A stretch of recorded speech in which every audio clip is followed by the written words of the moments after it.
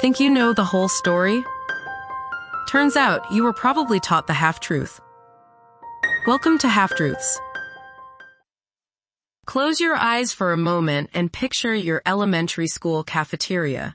Smell the mingled scent of lukewarm pizza, chocolate milk, and industrial-strength floor cleaner. Now, look up on the wall, probably right next to a poster about the solar system or the importance of washing your hands. There it is, laminated, colorful, and shaped like one of the great wonders of the ancient world, the food guide pyramid. You remember it, right? A vibrant triangle, sliced into horizontal layers. At the very bottom, the wide, sturdy base, was the bread, cereal, rice, and pasta group.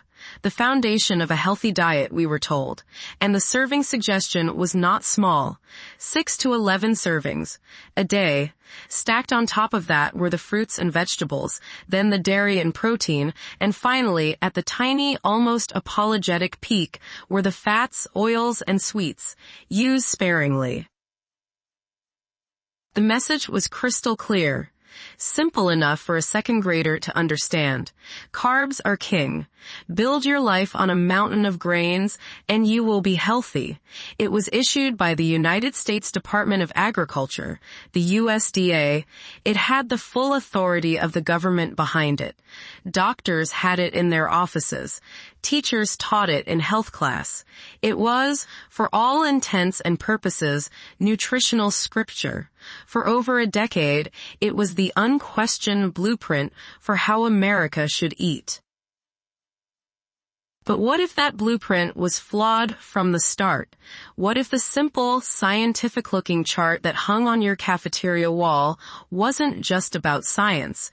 What if it was about politics, about money, and about power? What if the most influential voice in designing that pyramid wasn't a nutritionist, but a lobbyist? This is the story of how a well-intentioned guide to healthy eating became one of the most consequential half-truths in modern history, a story that helps explain why our grocery stores, our bodies, and our relationship with food look the way they do today. To understand the food pyramid, you have to understand what came before it. For decades, the government's advice was even simpler. It was called the Basic Four Food Groups, established back in 1956. You just needed to eat a certain number of servings from 4 categories: milk, meat, fruits and vegetables, and bread and cereals. It was a square, not a pyramid. Each group had equal importance. It was easy, but by the 1980s, nutritional science was evolving. Researchers were starting to draw strong links between diet and chronic diseases like heart disease and cancer.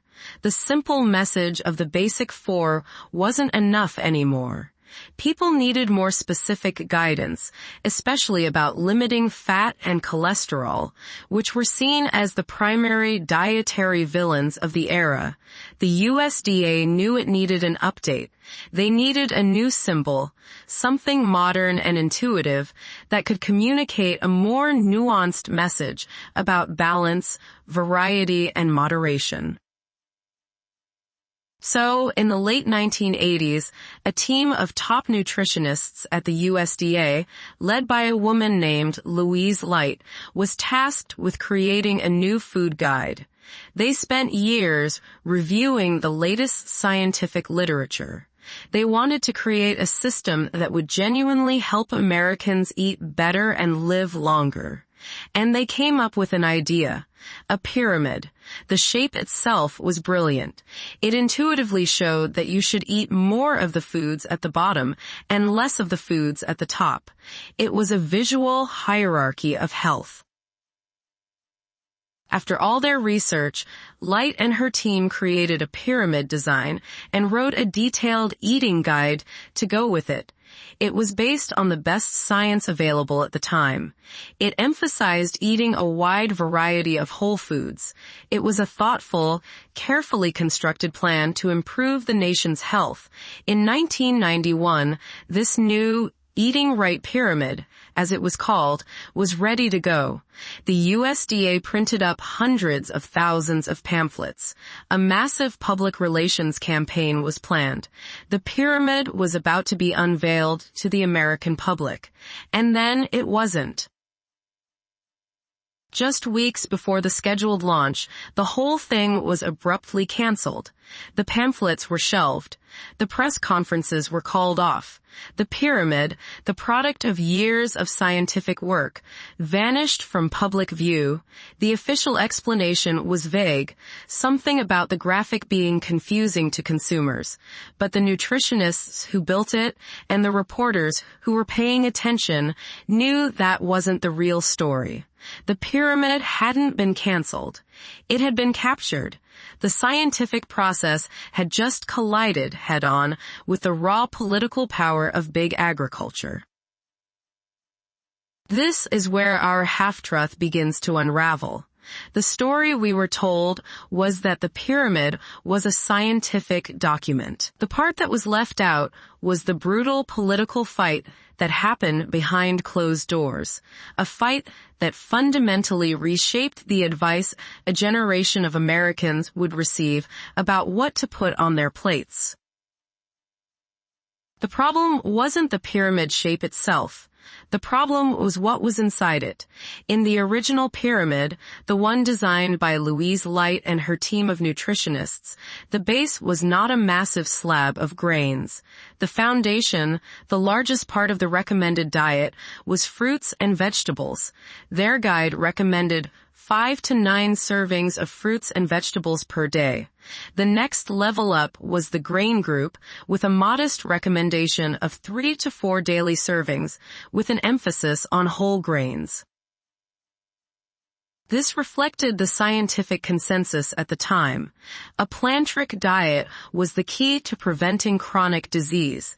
But when this version of the pyramid was sent up the political chain of command at the Department of Agriculture, alarm bells went off. Not because the science was wrong, but because the economics were. You have to remember what the A in USDA stands for: agriculture. The department has a dual mandate. Part of its job is to provide nutritional guidance to the public, but its primary mission has always been to promote and support American agriculture. And in the early 1990s, the most powerful forces in American agriculture were not the fruit and vegetable growers. They were the meat, dairy, and above all, the grain industries. When the meat industry lobbyists saw the draft of the pyramid, they were furious. Their products were placed in a group with beans and nuts, and the guide suggested eating them in smaller quantities. The National Cattlemen's Association went into overdrive, lobbying Congress and the USDA, arguing the pyramid was stigmatizing meat. The dairy industry had similar complaints. But the real heavyweight in this fight was the grain lobby.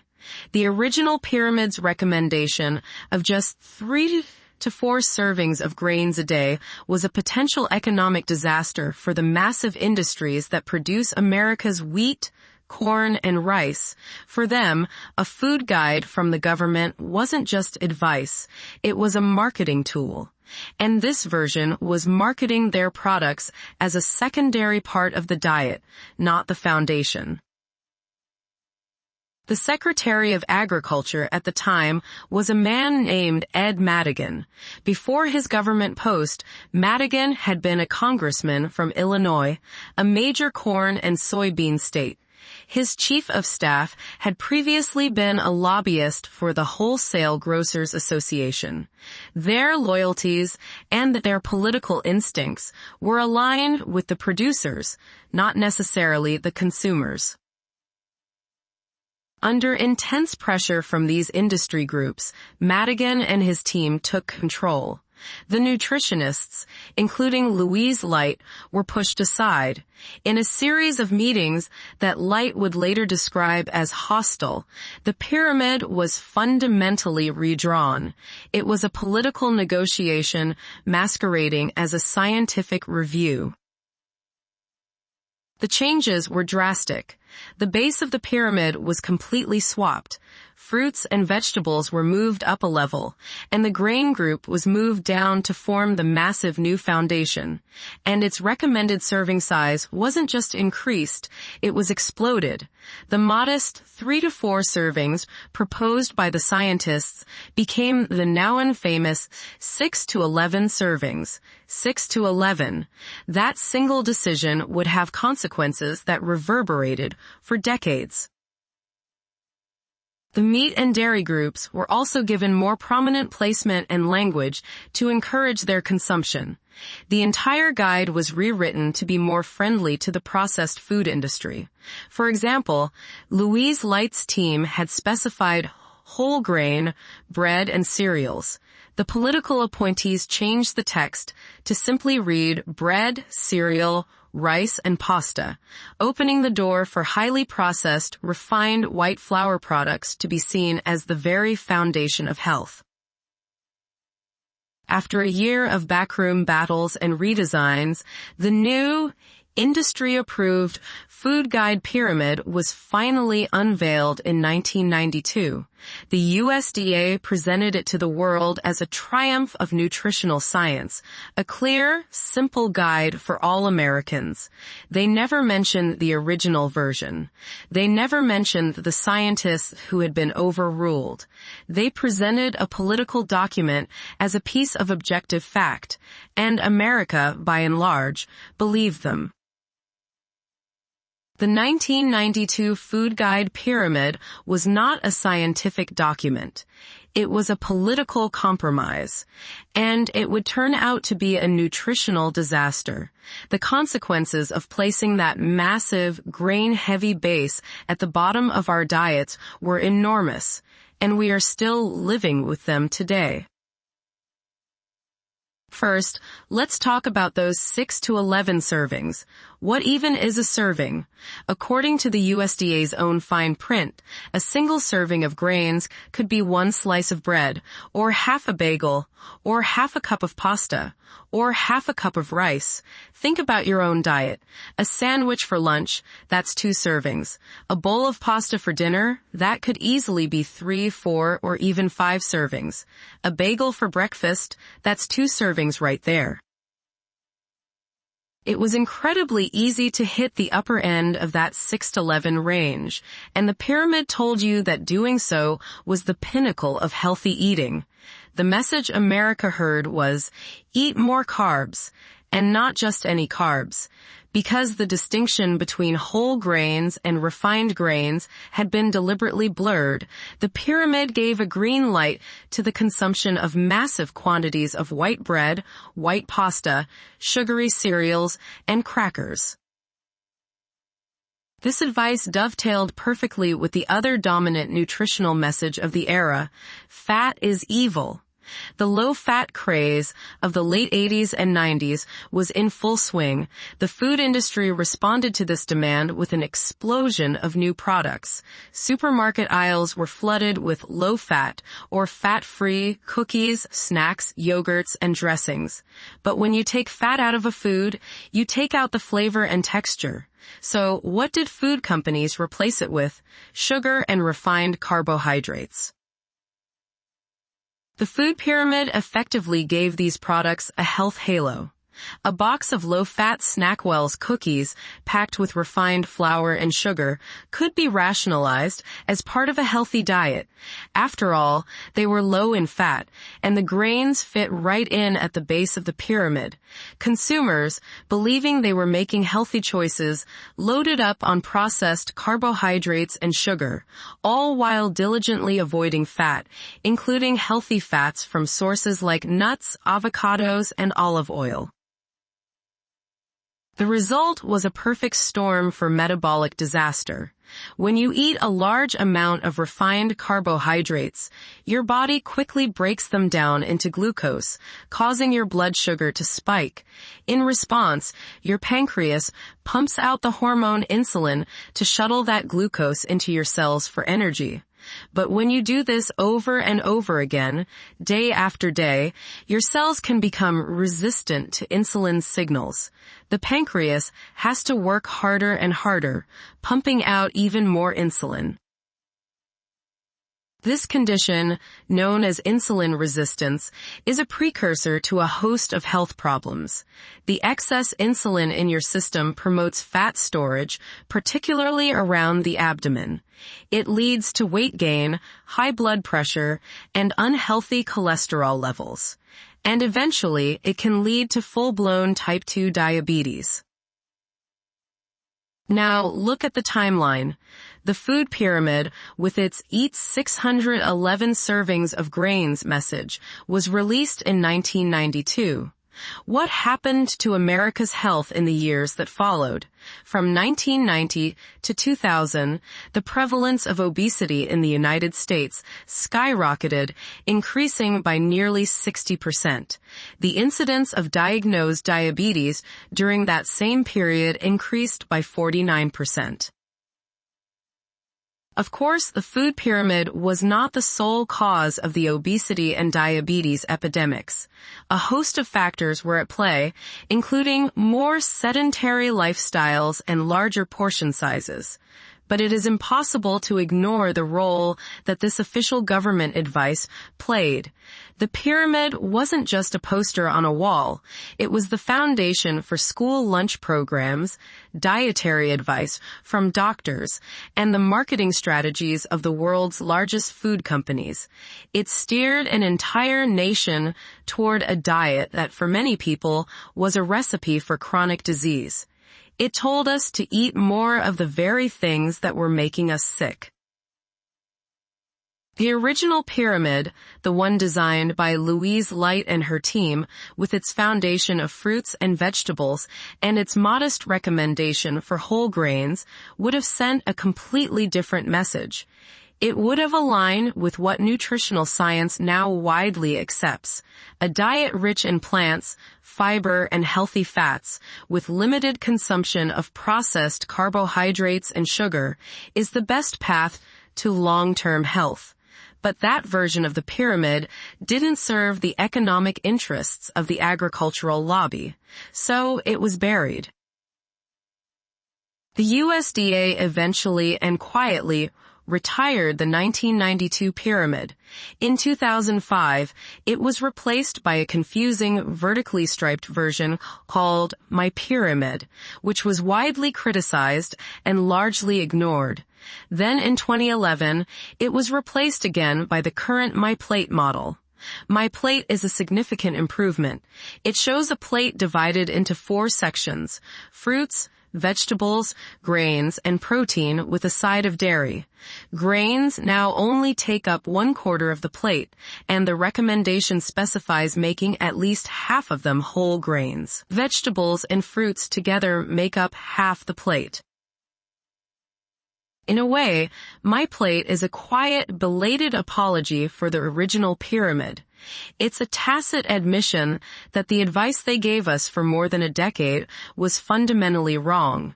They have slowly, without ever admitting the political corruption of the original process, walked the nation's nutritional advice back towards something much closer to what the silenced scientists had proposed in the first place. But the damage had been done. A generation had been taught to fear fat and fill up on refined carbs, a lesson that proved very hard to unlearn. So, the next time you hear someone say that all you need to do is follow the government's official health guidelines, remember the story of the food pyramid. It's a powerful lesson in how even the most trusted sources of information can be influenced by forces that have nothing to do with science and everything to do with profit and politics. The food guide pyramid wasn't a lie. That's what makes it a perfect half-truth. Grains aren't inherently evil. Fruits and vegetables are good for you. The basic concepts weren't fabricated, but the proportions, the emphasis, the very foundation of the structure were twisted and distorted. A kernel of scientific truth was wrapped in layers of political compromise and economic interest, and then served up to the American public as a simple guide to a healthy life. It matters because it reveals the architecture of how a myth is built. It starts with a simple, appealing idea, gives it the stamp of authority, and repeats it until it becomes common sense. It teaches us that official doesn't always mean objective. It reminds us to ask critical questions about the information we receive, especially when it comes to our health. Who is funding the study? Who benefits from this message? What interests are being served? The pyramid was more than just bad nutritional advice. It was a failure of public trust. It was a betrayal of the scientific process.